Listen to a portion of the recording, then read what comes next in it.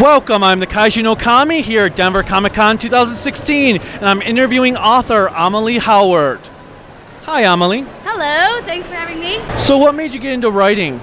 I've always loved writing. I've been a writer since I was a little girl, journaling in notebooks. I was actually published when I was 12. It was a poem that my English teacher lit a candle and then said, write a poem, and I wrote about a bridegroom who came and burned his bride to the ground. Yeah. Wow, and you were 12? I was 12, yes. Wow, see kids, you can be published at any age. That's right, and that was in the old days before you could just put it on the internet.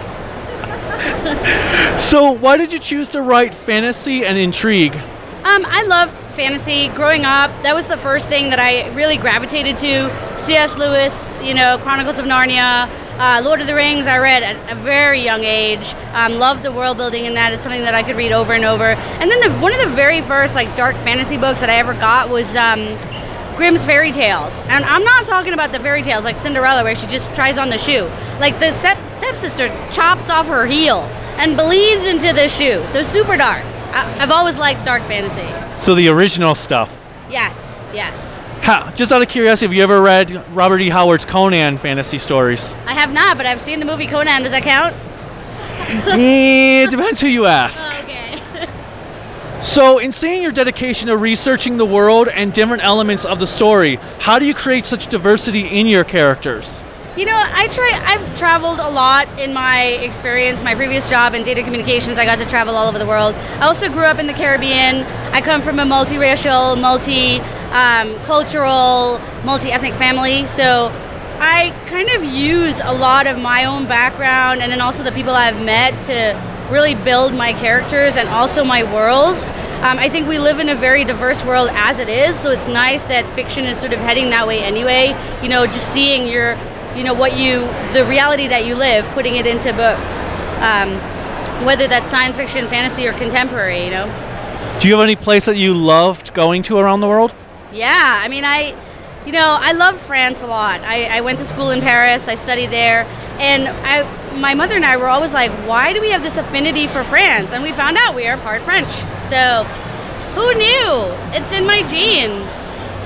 I would love to see France, especially the Gothic cathedrals. Did you ever get to see any of those? Oh yeah, the Notre Dame is one of my favorite cathedrals there. I cried the first time I saw it, just because, you look at something that majestic and it's overwhelming. It's so beautiful and there's so much history. I love stuff like that. Yeah. So, do you put yourself in the shoes of the main character you write about? I do sometimes. I think a lot of, with writing, protagonists, carry different parts of ourselves into the stories. So the character might not be fully me, but definitely parts of me. Or, since I write young adult, it could be parts of me that decisions I may have made as a teenager with the perspective I have now as an adult. So yes and no, if that makes sense. It does. Now, one thing that kids love to not have to write more than one copy. As an adult, are you still having to revise your work over and over again? Look, revisions are key in any kind of writing just because it's that polish, right? Your first draft, unless you're I don't even know if there's a writer, I'd be like, J.K. Rowling, maybe his first draft is awesome, but every one of us is going to have to work on our first draft. The main thing I would say is to get that first draft done, and then the editing process, the revisions process, is going to be, anywhere from 2 times to 100 times. It depends on what you're trying to do. But the whole idea behind revisions is to polish that story until you can give it to someone and, the critique will be less, as opposed to if you get it in the first draft. You know what I mean?